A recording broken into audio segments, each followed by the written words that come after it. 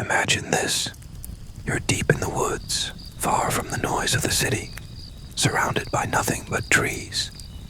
The air is thick, heavy with the smell of earth and pine. There's a chill, even though it's supposed to be warm. And then you hear it, a faint snap of a twig behind you, the sound of something moving through the forest. You spin around, but there's nothing there. You try to tell yourself it's nothing.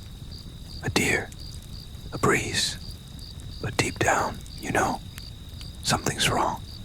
Something's watching you. This is the story of 5 friends who went into Hoosier Forest for a weekend getaway. And what they found was far more terrifying than they ever imagined.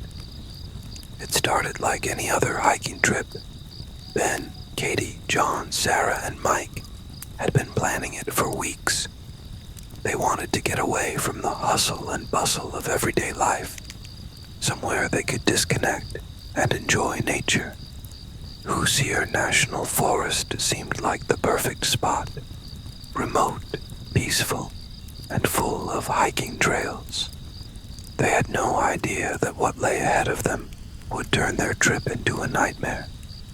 The group arrived early in the afternoon, with the sun still high in the sky, casting long shadows across the forest floor.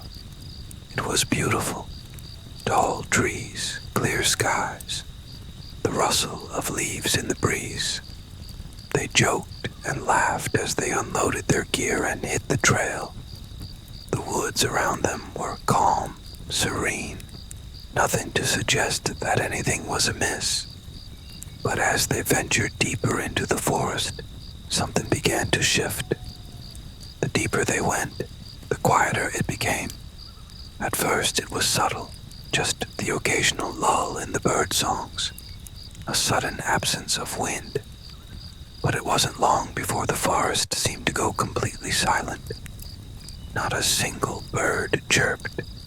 No squirrels rustled in the trees. Even the wind stopped. It was as if the entire forest had held its breath. Does anyone else feel like it just got too quiet? Katie asked, her voice barely above a whisper. She glanced around, her eyes scanning the darkening woods. John, ever the skeptic, laughed it off.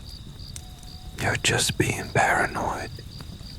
It's a forest, Katie. It's supposed to be quiet. But even he couldn't deny that something felt off. There was a weight in the air, a heaviness that settled over the group. Ben, who had been leading them along the trail, stopped and turned to face the group. All right, I'm starting to feel it too, he admitted, looking around with a concerned expression. It's like the woods are watching us. Mike, who had been unusually quiet all day, suddenly spoke up. I'm not liking this. Let's just get to the campsite and call it a day. They pressed on, hoping to shake off the unease. The path ahead seemed to stretch on forever, with no sign of their planned campsite in sight. The sun was starting to set, and the light in the forest grew dimmer by the minute. The shadows around them lengthened, and the atmosphere became heavier. As they hiked, the trail began to narrow. The trees grew closer together, their branches reaching out like arms trying to grab them. The air became cooler, and a sense of foreboding seemed to hang over them. Katie could feel her heart start to race. I think we're lost, she said, more to herself than anyone else. Ben glanced around, his brow furrowed. We're not lost. We just took a wrong turn somewhere. We'll find the campsite soon. But Katie wasn't so sure. The deeper they ventured into the woods, the more the forest felt like it was closing in on them. The sounds of the woods, those comforting, familiar noises, had all but disappeared. Now, the only sounds were their own footsteps, the crunch of leaves beneath their boots, and the occasional rustle of branches in the wind.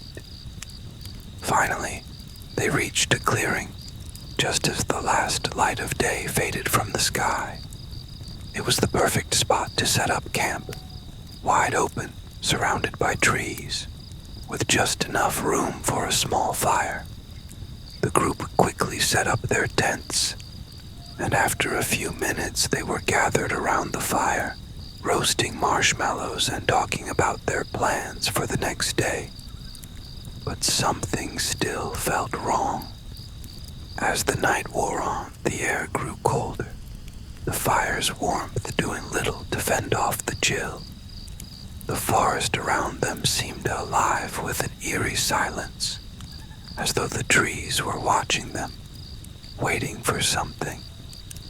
The fire crackled, sending occasional sparks into the air, but the forest beyond was still, unnervingly still. Tension builds.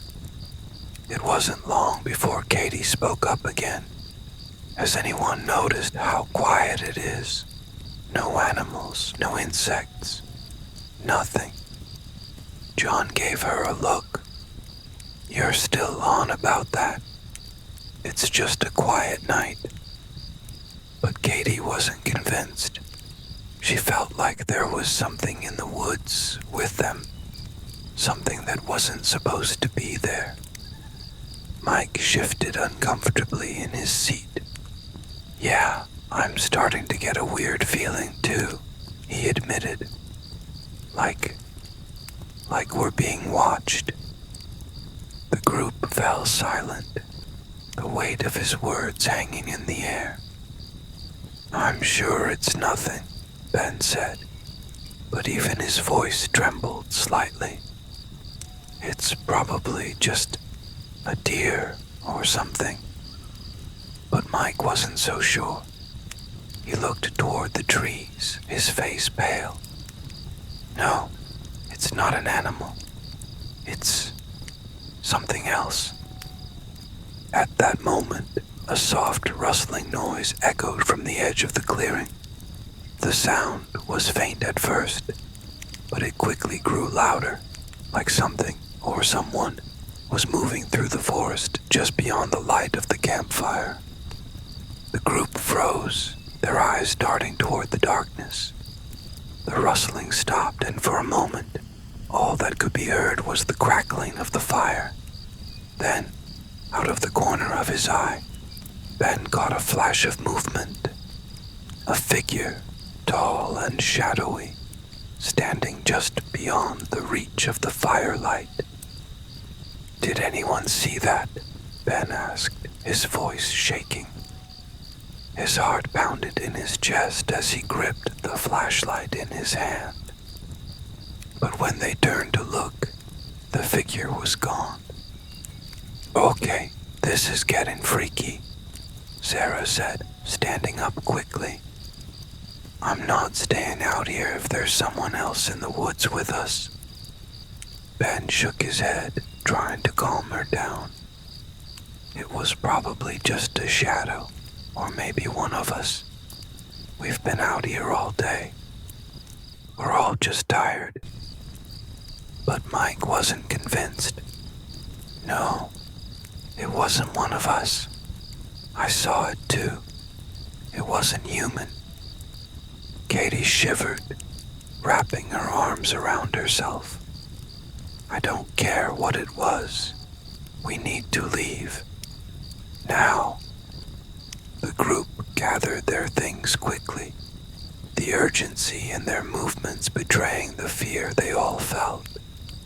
They packed up what they could and started walking back toward the trail, their flashlights cutting through the darkness.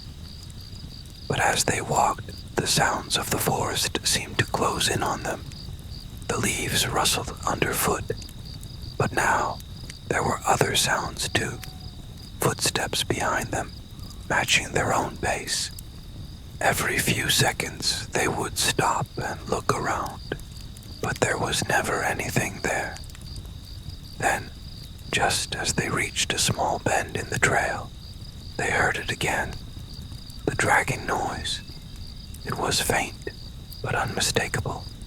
Something, or someone, was moving through the underbrush behind them, deliberately following their every step. "Run!" Katie screamed, and the group broke into a full sprint, their footsteps pounding the earth as they raced toward the campsite. The dragging sound followed them, growing louder, closer. It felt as though the forest itself was alive, chasing them, pushing them forward. When they finally reached the clearing, they stopped dead in their tracks. The campsite was a mess. The tent, which had been standing just hours before, was now torn apart. Their bags had been thrown around the clearing, and the fire had been reduced to a pile of smoldering embers. But the worst part, the footprints. They weren't animal tracks. These were large, deep imprints, too large to be human, but not quite like anything they'd seen before. They circled the campsite as though something or someone had been watching them the entire time. Ben felt his stomach drop. What the hell happened here? They didn't waste any more time. They grabbed what they could and ran, not stopping until they reached the edge of the forest, their hearts racing, their bodies trembling with fear. But even as they emerged from the woods, they couldn't shake the feeling that something was still following them. The drive back was silent. The sun had risen by now, casting a soft light over the road, but the group didn't feel any safer. As they drove, no one spoke. They were all lost in their thoughts, haunted by what had happened. When they finally reached the safety of their homes, they didn't say much to each other. The experience had shaken them all deeply. They hadn't just been afraid. They had felt hunted, as though something in that forest was aware of them, watching them, waiting for them. And the worst part, they never found out what it was. Some say Hoosier Forest is just a place of quiet beauty, until the quiet turns into something else. But for those 5 friends, it will always be a place of darkness, and they'll never forget what they left behind. So, if you ever find yourself in a forest at night, listen carefully. The silence isn't always peaceful. Sometimes it's the calm before something far darker. And whatever might